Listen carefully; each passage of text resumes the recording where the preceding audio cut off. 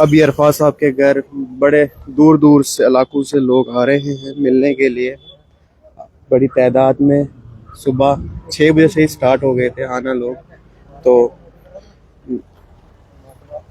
हाँ सर, नाम आपका सर? अभी आने दो, आ रहे हो। और नाम सर आपका? मैं Om Prakash Sharma, state working president CITU, और CPM का मैं स्टेट कमेटी मेंबर हूँ। जी जी। हमारे साथ साथी ये आए हैं, बिट्टू कहते हैं इनको, अशोक कुमार जी आए हैं, और साथी कुठुआ से, सिटी से सारे साथी अलग अलग ट्रेड यूनियन फ्रंट पर और पार्टी फ्रंट पर सारे साथी यहाँ आज जैसे हमें पता चला कि जहाँ पर ये घटना घटी, इनके पास ये खासकर गुलाम कादर जी बचपन से ही दोस्त भी हैं, और हमने जहाँ पर मजदूर फ्रंट पे या खोखा वर्कर, रेडी फड़ी वर्कर यूनियन थी हमारी, तो जहाँ पर हमने इकट्ठे, जहाँ सिटी में और यहाँ पर भी इकट्ठे काम करते थे। जी। क्या कहना चाहोगे सर, जो हालात अभी इधर देख रहे हो आप? देखिए, हालात जो देख रहे हैं, हालात जो किया ये तो ठीक नहीं किया है, क्योंकि जितने भी शब्द इस्तेमाल करें, जितनी भी मुरम्मत करें, बहुत कम मुरम्मत है जो हालात ये खासकर JDA ने, या मैं तो समझता हूँ ये LG ने करवाया है, क्योंकि LG ही सरकार चला रहा है, तो लिहाजा हम इसकी पूरे जोर से मुरम्मत करते हैं कि पहले बात करनी थी, बात सुननी थी, तो लिहाजा आज से नहीं। ये तो मैं देख रहा हूँ मेरे होते हुए, ये जोगिया झोंपड़ी मेरे होते हुए पड़ी, जहाँ पर जहाँ जोगिया झोंपड़ियाँ थी, गुलाम कादर की भी झोंपड़ी थी, तो जब जहाँ पर बारिशें, जहाँ पर फ्लड आया, बारिशें ज़्यादा हुई थी, तो ये नाले ने काफ़ी नुकसान किया।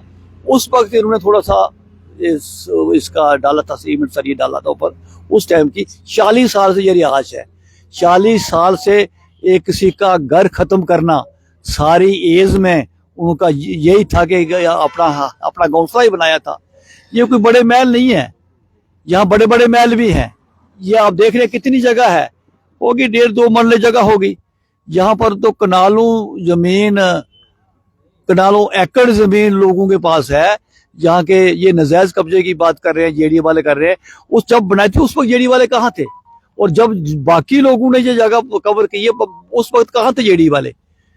इन्होंने ठीक है, इन्होंने किसी कवर का पहले तो हाथ वहां डालना था ना, जहाँ लोगों ने काफी जमीन रोकी है, कोबाज की है। तो ये इन्होंने सिर्फ ये खाली शरारती मसले पर, ये बच्चा इनका मीडिया में है, ये छोटे गरीबों की बात हमें भी, ये काफी बच्चे ने काफी हमें कवर किया है। ये गरीबों की बात उठाते थे, अवाम की बात उठाते थे, सरकार तक पहुंचाते थे। ये चीज इनको बर्दाश्त नहीं हुई।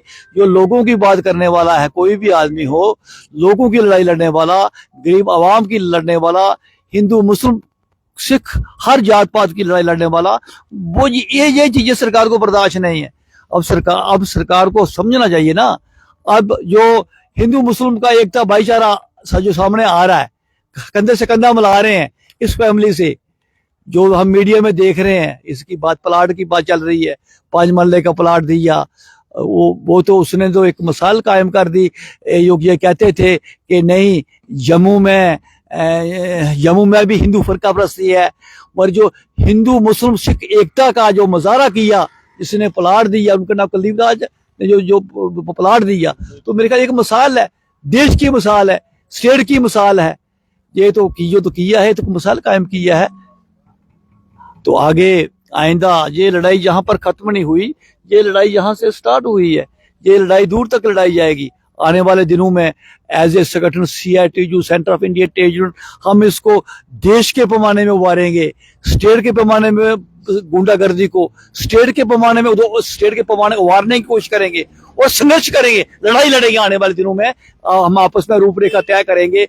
हमारी स्टेट के साथी सारे आ रहे हैं, बैठेंगे, रूपरेखा तय करेंगे, इसको हमने कौन सी लाइन देनी है, आने वाले दिनों में विचार करके अगली लाइन तय करेंगे, संघर्ष की। सर आपका नाम? चल बोलिए। मेरा नाम श्रवण कुमार, और मैं रेडी पड़ी यूनियन का प्रधान हूँ। और जो मैंने आज देखा कि ये बहुत ही नाजायज हुआ है और गरीबों पे सरासर अत्याचार है। गरीबों को दबाने का काम किया जा रहा है, नाजायज किया जा रहा है, जिसकी मैं कड़े शब्दों से निंदा करता हूं और सरकार से आग्रह करता हूं कि इस तरह के काम ना किए जाएं, क्योंकि ये काम गरीबों पे अत्याचार अच्छा नहीं लगता। गरीबों को बसाने का काम है सरकार का, लेकिन सरकार गरीबों को उजाड़ रही है। ये जो काम सरकार कर रही है, ये अफसरशाही जो चल रही है, ये अच्छी नहीं है। मेरी सरकार से यही आग्रह है कि आप जल्द से जल्द इनका समाधान करें और इनके लिए जो आपने नुकसान किया उसकी भरपाई की जाए। सरकार तो बोल रही है हमने कुछ किया ही नहीं। किया सरकार ने किया, किसने नहीं किया? ऐसे किसकी हिम्मत है जो जहाँ पे तोड़ सकता है? आज तक तो मैंने देखा इधर भी है, लेकिन बीच में क्यों तोड़ा? ये कोई लागतबाजी है ना, जो बीच में आके इन्होंने इसे टारगेट किया गया है। ऐसा कोई काम हो नहीं सकता सरकार की मर्जी के बिना। पत्ता भी नहीं हिल सकता। ये तो मकान तोड़ा हुआ, कैसी बात करते हो आप? आप बोल रहे हो सरकार ने करवाया? सरकार ने गिराया जी। शुक्रिया सर। आप देख सकते हैं इधर बहुत बहुत दूर से लोग आए हैं। सर आपका नाम? जी, मेरा नाम सईद अहमद है। मैं जामे मस्जिद मलिक मार्केट में इमाम ख़तीब हूँ। हम पहले भी यहाँ आए थे जिस दिन ये सिलसिला हुआ था। आज भी हम पहुँचे हैं अरफात साहब के पास। इनके साथ बहुत ज़्यादती हुई है, जुल्म हुआ है और हम इसकी मजम्मत करते हैं कड़े अल्फाज में। ये मांग करते हैं कि अगर हमारे चीफ मिनिस्टर साहब भी इनकार कर रहे हैं कि मुझे इस मसले का पता नहीं है, और फिर रविंदर रैना साहब भी कह रहे हैं कि एलजी साहब से मैंने बात की, उनको इस चीज़ का पता नहीं, फिर कौन चला रहा है हमारी इस रियासत को? इस तरीके से अगर एक आदमी को सच बोलने की सज़ा दी जा रही है, और उसको नहीं, उसका मकान तो बठिंडी में गिरा दिया था, ये तो उसके वालिद साहब का मकान है। तो अगर उसके साथ कोई बात है, अरफात साहब के साथ किसी किस्म की कोई दुश्मनी है, कोई नाद है, तो उसकी सज़ा उसके बूढ़े माँ बाप को और उसके बहन भाइयों को और उसके घर वालों को और उसके बच्चों को देना, ये कोई समझदारी की बात नहीं है। हम इस चीज़ की मांग करते हैं कि इनके साथ जो ज़्यादती हुई है, जो जुल्म हुआ है, उसका फौरी तौर पर, अब ये सर्दियां आ रही हैं, टेंट के अंदर बूढ़े वालिदैन और छोटे छोटे बच्चे कैसे अपना गुजारा करेंगे? ये कहाँ रहेंगे? जिस तरीके से इनके मकान को बगैर नोटिस के गिराया गया है, इसी तरीके से जल्द इनकी रिहाइश का कोई इंतज़ाम किया जाए कि ये बूढ़े माँ बाप इनके कहाँ रहेंगे, ये छोटे छोटे बच्चे, इनका क्या कसूर है? हम इस चीज़ की मांग करते हैं।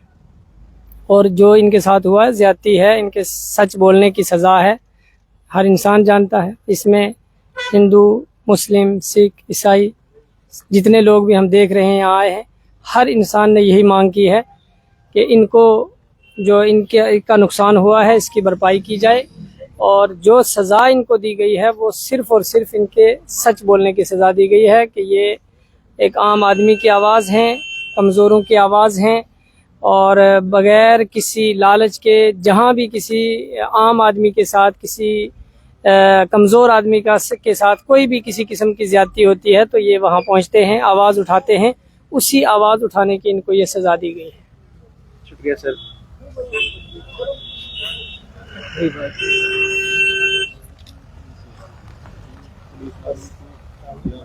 आप देख सकते हैं कितना सपोर्ट मिल रहा है लोगों का अरफात साहब को। हर बंदा जम्मू कश्मीर का अरफात साहब के साथ आज खड़ा हुआ है, हर सपोर्ट में। आप देख सकते हैं शेख शकील सर इधर पहुंच चुके हैं।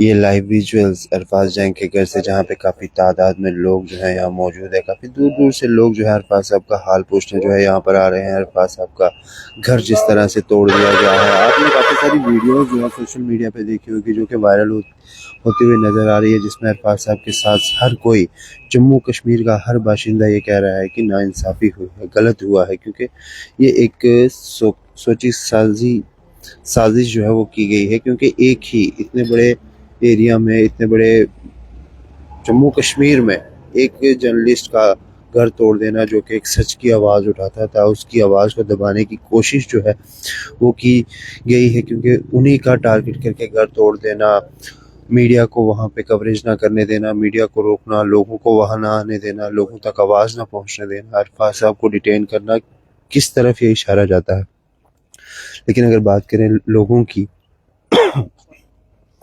जम्मू कश्मीर के लोगों का काफ़ी साथ जो है वो अरफाज साहब को मिला है। जम्मू कश्मीर के लोगों ने इतने दरवाजे, एक दरवाज़ा बंद होने के बाद जम्मू कश्मीर के हर बाशिंदे ने अरफाज साहब के लिए दरवाज़ा खोल दिया है कि सर आप प्लीज़ आएँ, आपका बहुत बहुत वेलकम है हमारे घर पे, आप हमारे घर पे आएँ। इस तरह का साथ जो है वो जम्मू कश्मीर के लोगों का देखने को मिल रहा है।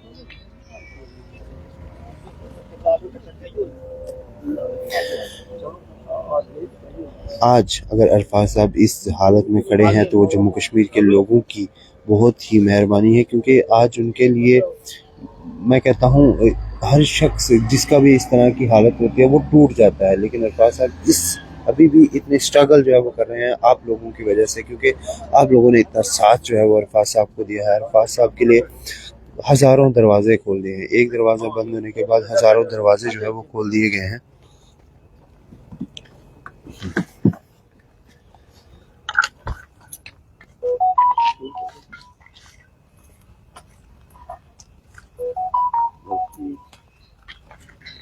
सर, जम्मू कश्मीर के लोगों का किस तरह का साथ आप देख रहे हैं अरफाज साहब के साथ? एक दरवाज़ा बंद हुआ, हज़ारों दरवाजे खुल गए। देखिए, ये अपने आप में एक मिसाल है। ये कोई पहली बार ऐसा नहीं हुआ है। बेसिकली हम लोगों का किरदार ही ऐसा है। मैं अक्सर कहता हूँ, जम्मू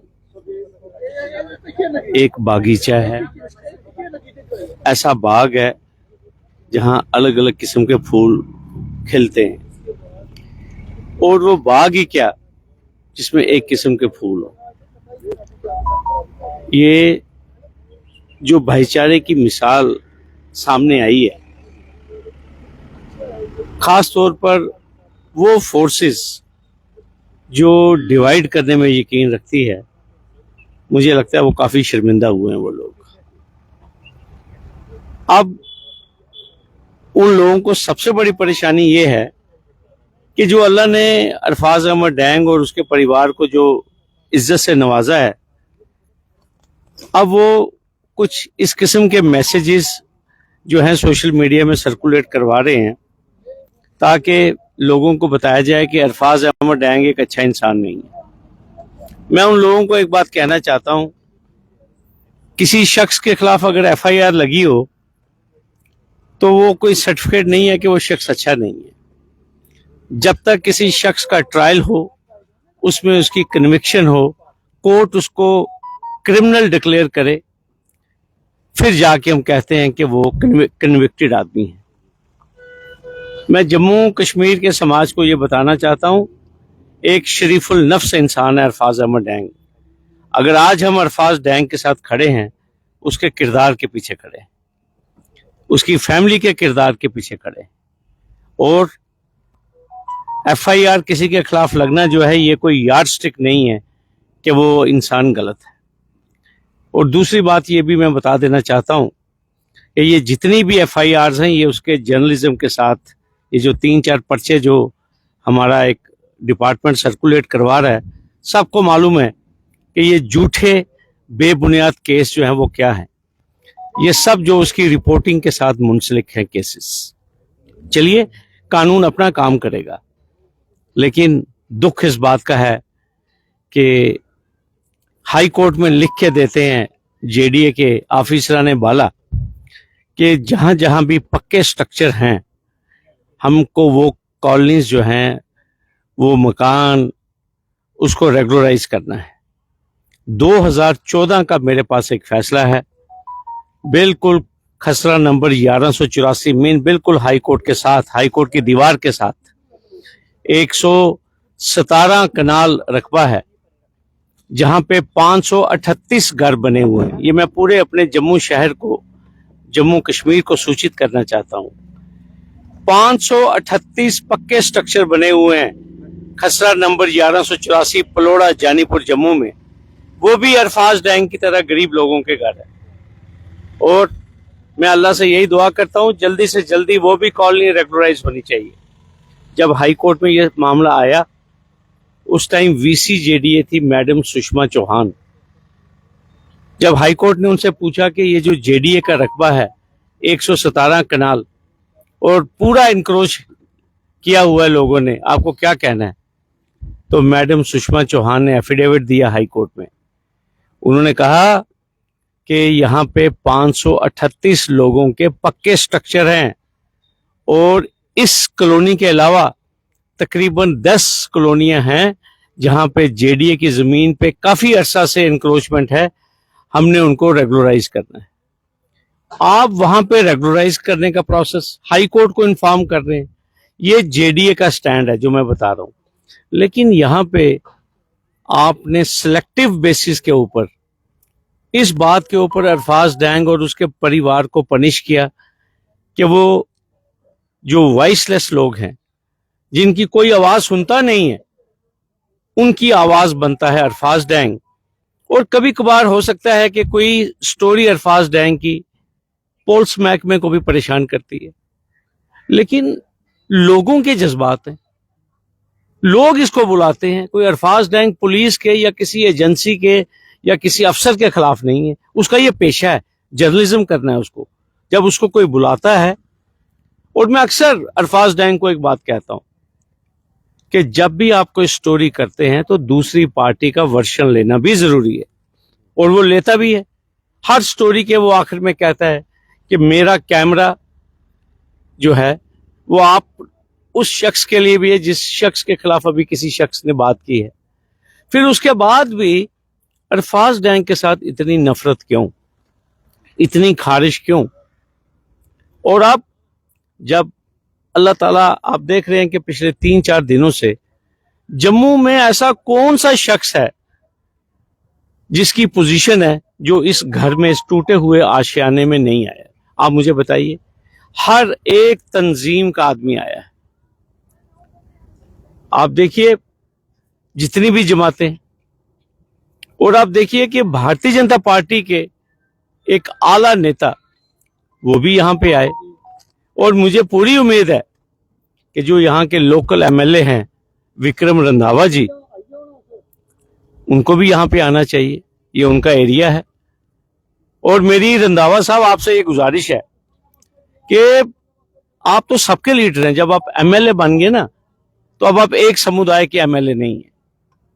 ये मेरा मैसेज सुन लीजिएगा रंधावा साहब, आप आइए, आंसू पूछिए इस फैमिली के। ये बात की बात है, ये कानून फैसला करेगा कौन ठीक था कौन गलत था, लेकिन इजहार हमदर्दी के लिए बतौर विधायक आपका यहां आना बनता है। अगर आप नहीं आएंगे तो इन्फ्लुएंस कुछ और रहा होगी।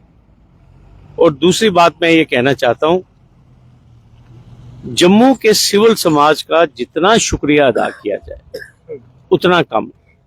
जो भाईचारे की मिसाल लोगों ने दी है, मेरे पास अल्फाज नहीं है। इंग्लिश में कहते हैं कि I am short of words.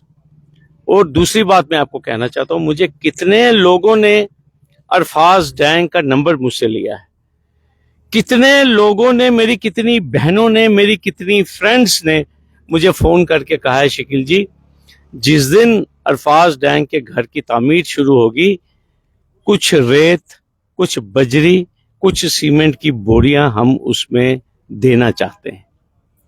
ऐसी क्या बात है अरफाज डैंग में?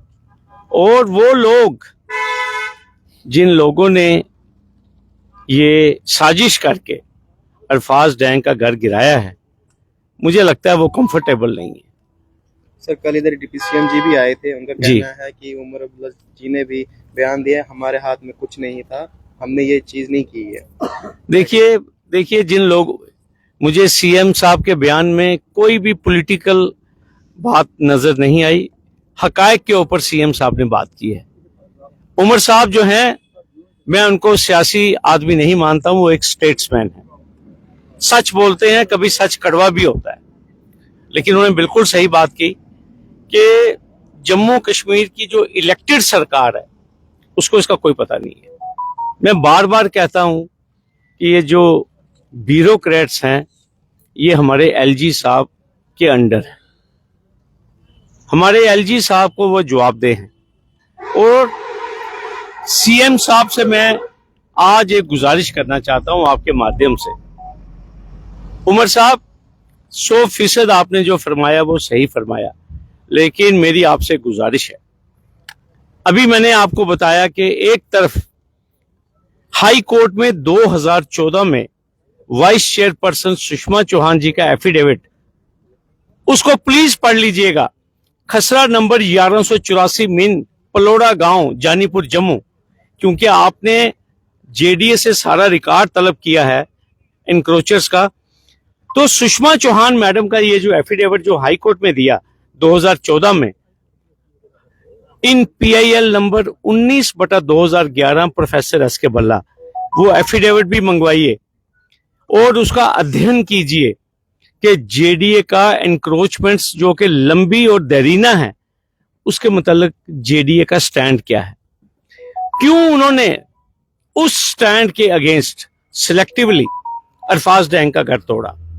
तभी मैं ये चीज कहता हूं कि ये जो वीसी जेडीए है, pending inquiry, he should be placed under suspension minimum.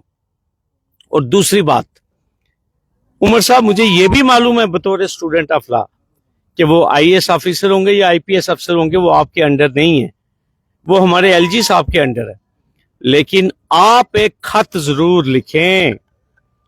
आप कल सुबह जो ही आप ये मेरा इंटरव्यू सुनते हैं और आपके जो ऑफिसराने बाला, मेरी आपसे गुजारिश है कि आपकी तरफ से रिकमेंड होनी चाहिए सस्पेंशन, कि जो मिसकंडक्ट किया है ये रुपेश कुमार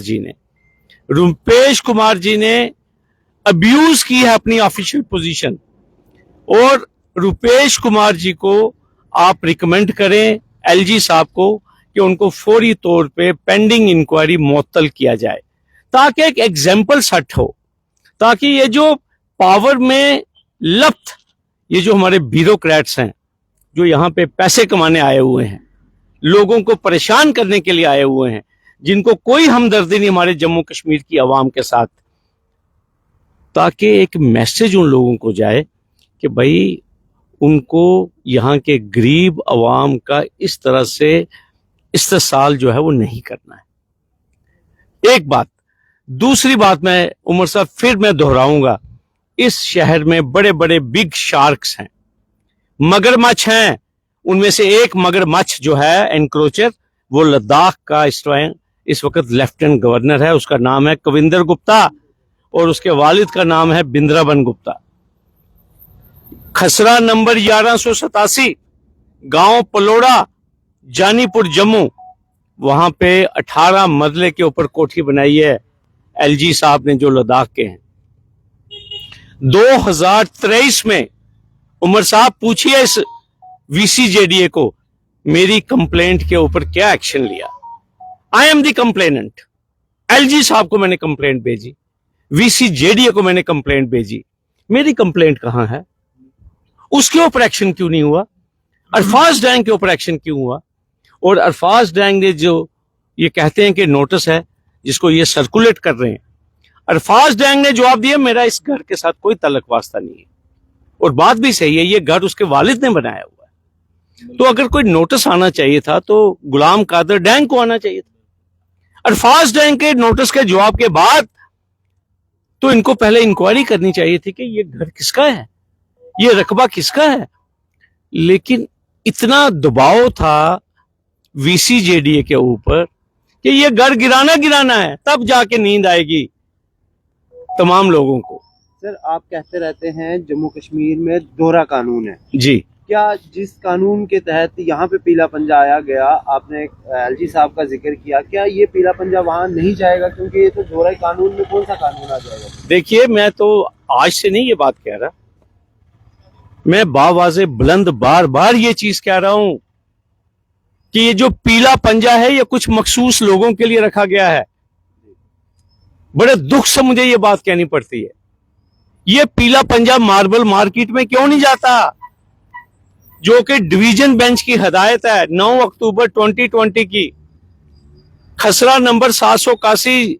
उमर साहब महकमा आपका, मैं आपको तथ्य दे रहा हूं, जरा ये जो वीसी साहब है हमारे जेडीए के, इनको कहिए ये खसरा नंबर 781 की फाइल भी आपके साथ शेयर करें और 9 अक्टूबर 2020 की डिवीजन बेंच की जजमेंट इन PIL 19/2011 भी आपके साथ शेयर करें।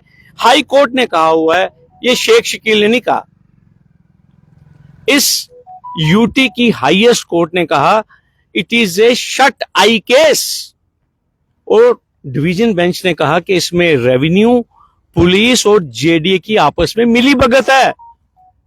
उमर साहब, करोड़ों अरबों रुपए की जमीन है मार्बल मार्केट में, गांव का नाम है रेवेन्यू विलेज दिल्ली, वहां दिन दिहाड़े जेडीए की जमीन पे 6 बैंकेट हॉल चल रहे हैं, दिन रात वो शख्स करोड़ों रुपया कमा गया।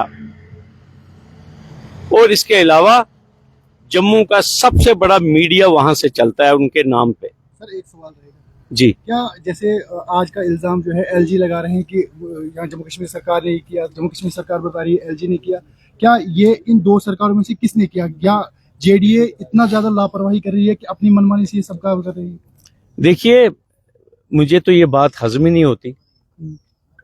देखिए, मैं ये भी नहीं कह रहा कि एलजी साहब ने कहा होगा कि अरफाज डैंग का घर तोड़ दो, तो क्या इसकी जांच नहीं होनी चाहिए? हम तो कह रहे हैं इसकी इंक्वायरी होनी चाहिए। वो इंक्वायरी तभी इंडिपेंडेंट हो सकती है जब पहले जिस शख्स ने इसको एग्जीक्यूट किया आप उसको सस्पेंड कीजिए। इंक्वायरी कराने को कोई तैयार ही नहीं है, सिर्फ एक दूसरे पे इल्जाम तराशी हो रही है। देखिए, हम तो डिमांड करेंगे, हम तो भूख हड़ताल पे बैठेंगे इसके लिए, हम तो वैसे ही नंगे हैं इस वक्त। आपको क्या लगता है कि इनकी आपस की जो ये 2 दिन या 4 दिन की जो बयानबाजी है, इसके बाद क्या हम भूल जाएंगे हम इस बात को? आप देखिएगा, हमारी मिनिमम डिमांड है ये कि सबसे पहले रुपेश कुमार जो है उसको सस्पेंड किया जाए और एक इंक्वायरी ऑर्डर की जाए कि कैसे सिलेक्टिवली ये काम किया गया। आप मुझे बताइए, अगर आपने नोटिस दिया अरफाज डैंग को, अरफाज डैंग कह रहा है मेरा जमीन के साथ, मेरा इस घर के साथ कोई तल्लक वास्ता नहीं है, तो VCJDA को क्या करना चाहिए था? एस्टेट अफसर को क्या करना चाहिए था? क्या छानबीन नहीं होनी चाहिए थी कि क्या अरफाज डैंग का जो रिप्लाई है, जो रिस्पॉन्स है, क्या वो बेबुनियाद है या सही है? एक शख्स कहता मेरा घर ही नहीं है, मेरा इस प्लॉट के साथ कोई तल्लक वास्ता ही नहीं। ये तो सर हम मतलब आम लोग एक पर्सनल स्टैंड ले रहे हैं, लेकिन जी, जो सरकार है उनका क्या स्टैंड रहना चाहिए था इसमें? सरकार का सबसे पहले, मैं जो अभी आपके सामने जो मैं चीफ मिनिस्टर साहब से गुजारिश कर रहा हूं, क्योंकि ये जो ऑफिसर है रुपेश कुमार, इसका जो एडमिनिस्ट्रेटिव कंट्रोल है वो एलजी के पास है। एलजी साहब एक्शन लेना नहीं चाहते, ठीक है, उससे यही पता चलता है कि एलजी साहब इनको शील्ड करना चाहते हैं। एक चीज तो है सर, जम्मू कश्मीर के लोगों ने एक चुनी हुई सरकार बनाई है, उनका हक तो पहले बनता है। मैं तभी गुजारिश कर रहा हूं अपने चीफ मिनिस्टर साहब को, जिनको लोगों ने वोट देके ताज पहनाया। मैं जो वो कर सकते हैं उमर साहब से मैं ये गुजारिश कर रहा हूं, उमर साहब आप तो अपनी ताकत दिखाइए, आप एटलीस्ट एक खत तो लिखिए एलजी को कि इसको सस्पेंड करो, इसकी जांच करवाओ। भाई आपकी सरकार है, ठीक है, वो IAS अफसर है, उसके खिलाफ डिपार्टमेंटल एक्शन जो होगा वो एलजी साहब लेंगे। आज कुछ और भी सर्कुलेट हो रहे हैं कि 200 दुकानों को इंक्रोच किया जा रहा है, आने वाले वक्त में बहुत सारी इंक्रोचमेंट होगी। कहाँ पे? यही जम्मू की बात। क्या कहाँ इंक्रोचमेंट किया? कि मतलब जम्मू के कुछ दुकानों को टारगेट किया गया है कि उनको इंक्रोच किया जाएगा। इंक्रोच किया, मैं समझ नहीं गया, इंक्रोच किया जाए? डिमोलिशन ड्राइव को जो है कंटिन्यू किया जाए। देखिए, ये तो जो लोग बेचारे इंपॉर्टेंट नहीं है, देखिए जम्मू में एक्शन किसके ऊपर होता है? गरीब आदमी के ऊपर है। मैं बावाज़े बुलंद पिछले 2, 4, 5 सालों से शोर डाला हुआ है कि ये जो मशीनें हैं ना, पीला पंजा, इसको मार्बल मार्केट ले जाओ, इसको कविंदर गुप्ता की रिहाइश गाह पे ले जाओ, ताकि एक आम आदमी का विश्वास बने रूल ऑफ लॉ पे। एलजी साहब कहते हैं मैं रूल ऑफ लॉ एस्टैब्लिश करने आया हूं, ठीक है, लेकिन जब मैं एलजी साहब से ये सवाल करता हूं मुझे जवाब ही नहीं आते। एलजी साहब बताइए ना कि ये मशीनें, ये जो आपका रुपेश कुमार है, आपका आईएएस अफसर, ये मशीनें लेके क्यों नहीं जाता एलजी लद्दाख के घर?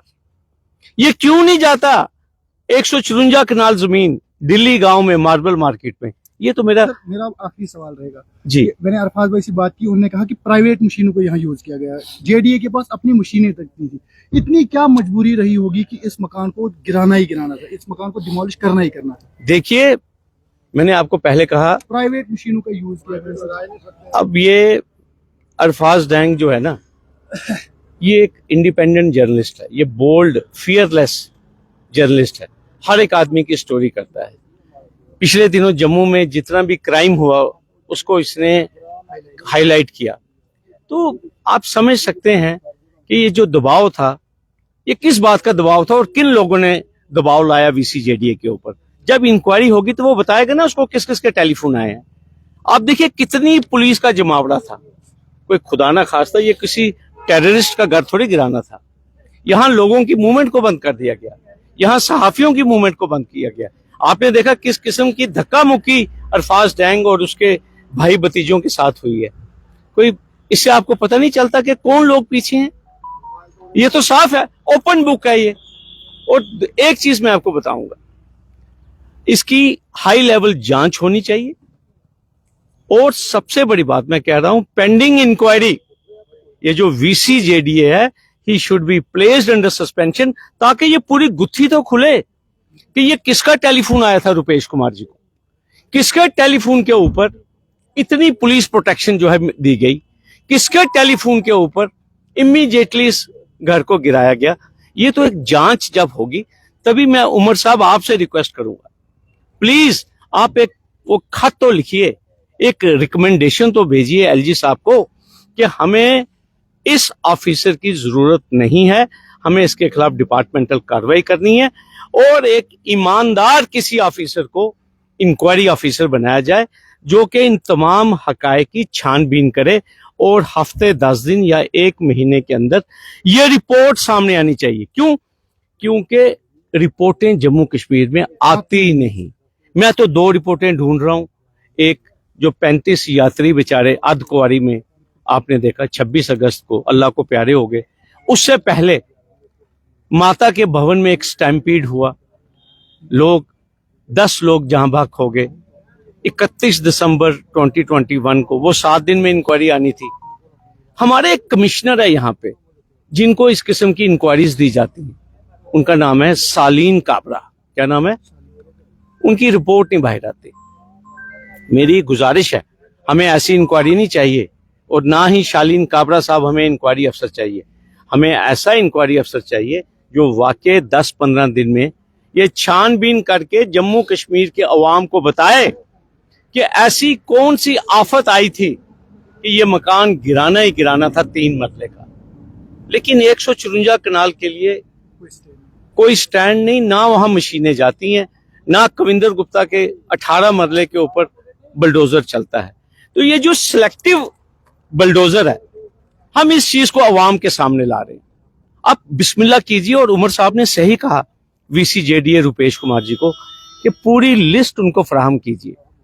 उमर साहब, मेरी आपसे गुजारिश है कि ये जो खसरा नंबर 781 है दिल्ली वाला, इसमें Ghanishyam ji additional deputy commissioner law and order, उनको डीसी जम्मू सुषमा चौहान ने इंक्वायरी ऑफिसर अपॉइंट किया था, डिमार्केशन कराई थी इसकी पूरी। जरा वो रिपोर्ट वीसीजेडीए रुपेश कुमार ने और डीसी जम्मू कहां छुपा के रखी है, जरा इनसे ये भी पूछिए और इनको कहिए हिम्मत जुटाएं मार्बल मार्केट में जाने की।